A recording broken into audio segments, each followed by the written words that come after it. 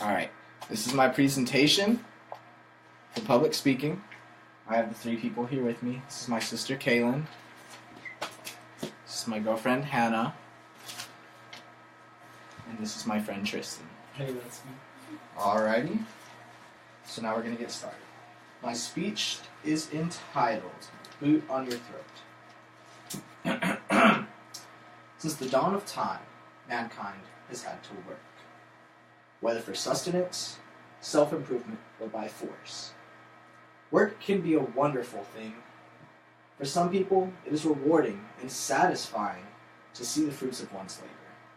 Personally speaking, I love doing work when it is for my fellow man as compared to some company or conglomerate.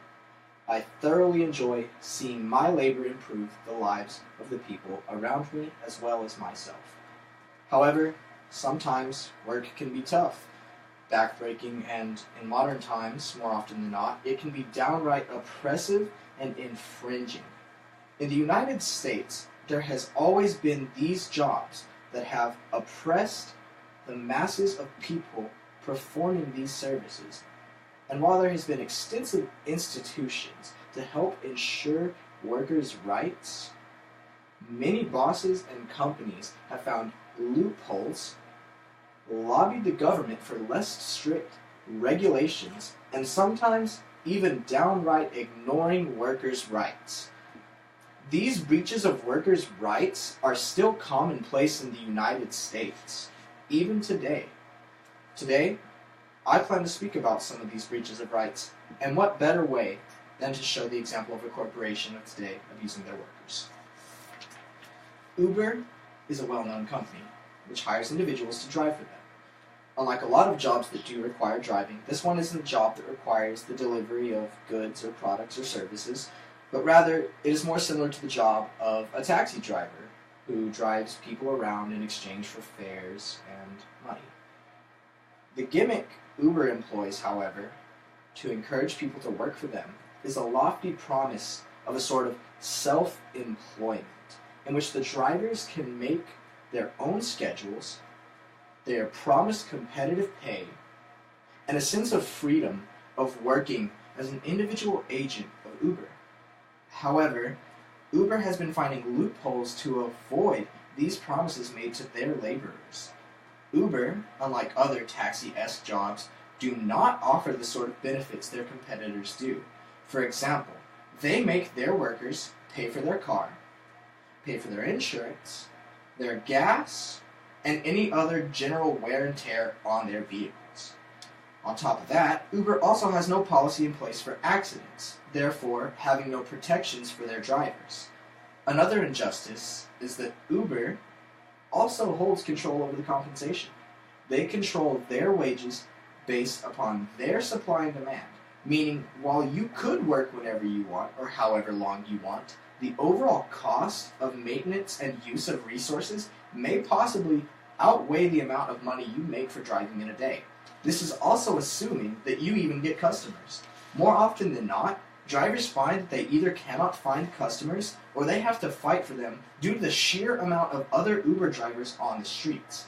In an article by CityLab.com, a worker says that half the time it's dead miles, half the time I'm driving around because there's so many freaking Uber drivers on the road. The issue with this is that you are not compensated for gas. So if you do not have customers, you are actively losing and wasting your gas as you drive. And since gas is a commodified resource, it is the same thing as throwing away money. These conditions are downright unfair and harmful to the workers. However, Uber, unfortunately, isn't the only company guilty of these sorts of injustices. In fact, according to Rand.com, in a recent American Working Conditions survey, researchers found that the American workforce is often very emotionally and physically taxing, not just on the workers, but their families as well. This is due to the often outlandish deadlines and crazy expectations of productivity. The study had found that 2/3 of workers labor under these sorts of jobs, and 1 out of every 4 of them feel that they do not have enough time to complete their workload. This is simply not okay. In addition, one half of the workforces that were studied found that they often worked in dangerous, threatening, and even downright hazardous working conditions. This is eerily reminiscent of the Industrial Revolution, where men, women, and children had to constantly work in downright dangerous and exploitative jobs, with little to no regulations in place to help guarantee their safety. So, to close, workers' rights may have come a very long way since the Industrial Revolution, but today, there are still many stressful, taxing, and oppressive jobs. With Uber as an example, and the general example of many other breakneck speed jobs which require super high productivity, higher than most workers can provide, it is as clear as day that workers' rights are still often not taken seriously in today's society. This is shown blatantly through the amount of people in the American workforce who face dangerous conditions, impossible expectations of responsibility and productivity, a lack of benefits, and, to close, low pay. Yo, did this